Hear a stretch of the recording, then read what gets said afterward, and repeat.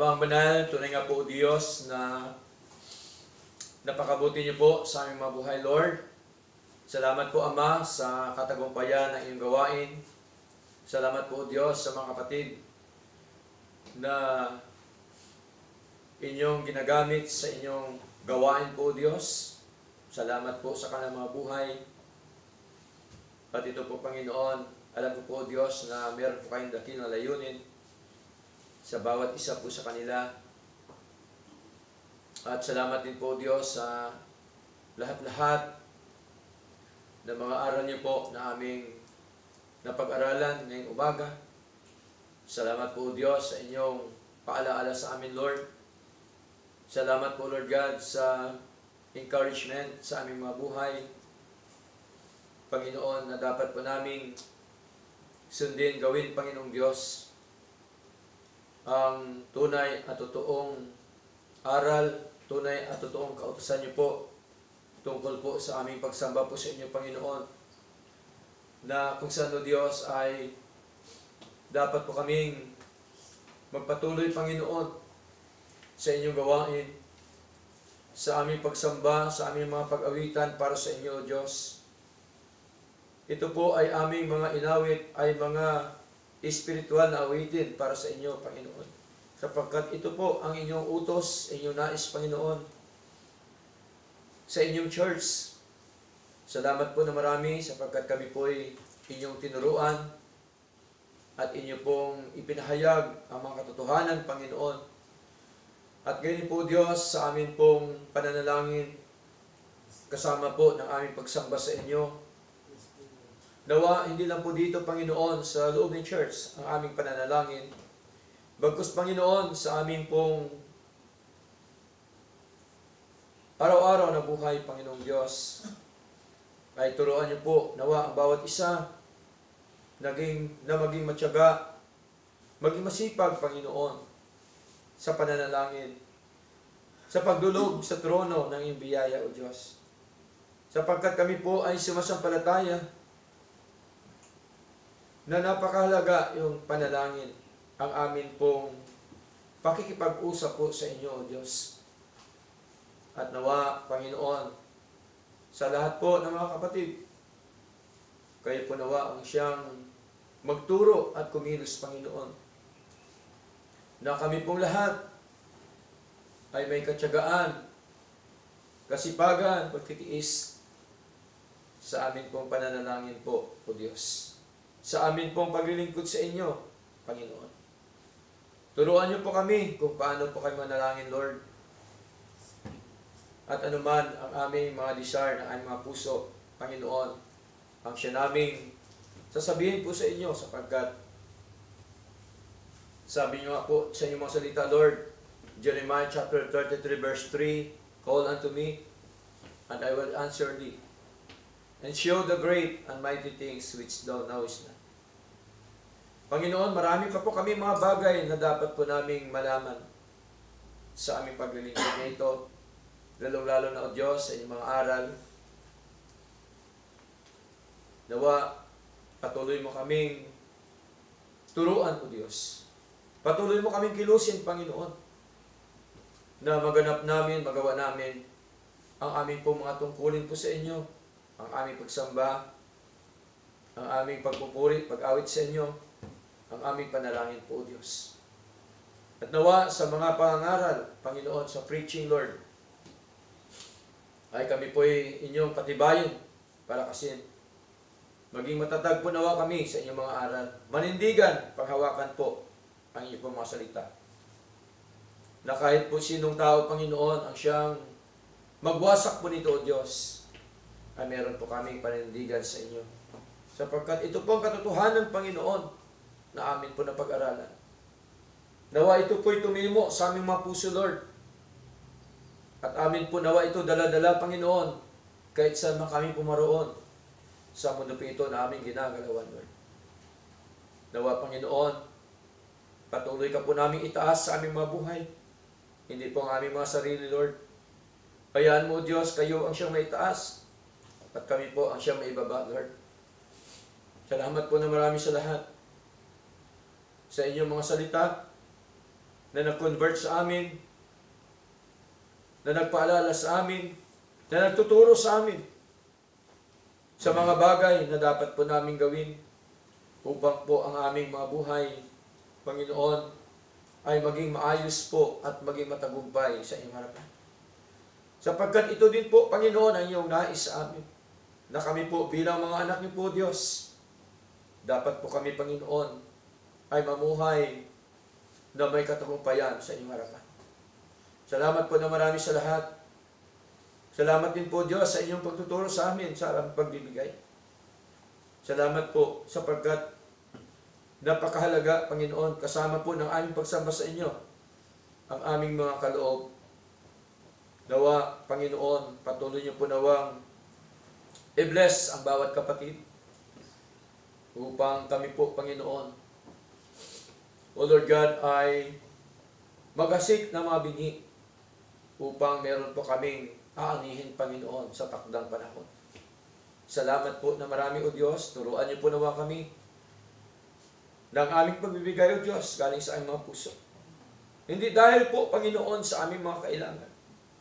Sapagkat alam po namin, O Diyos, na kayo po ang mag-provide ng aming mga pangailangan.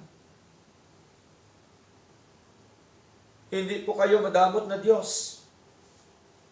Hindi po kayo kuripot na Diyos. Kayo po ay Diyos ng kasaganaan, Diyos na buhay, Diyos na tunay at totoo, na nagpapala sa amin. Salamat po na marami. At nawa, Panginoong Diyos, magbigay po kami sa inyong gawain na may kasayahan sa aming mga puso. Kusa, Panginoon. Hindi sa pilitan. Sapagkat hindi niyo po tinuro, Panginoon, na sa pilitan ang pagbibigay. Ang tinuturo niyo po, Diyos, masayang pagbibigay galing sa puso. Pusang loob.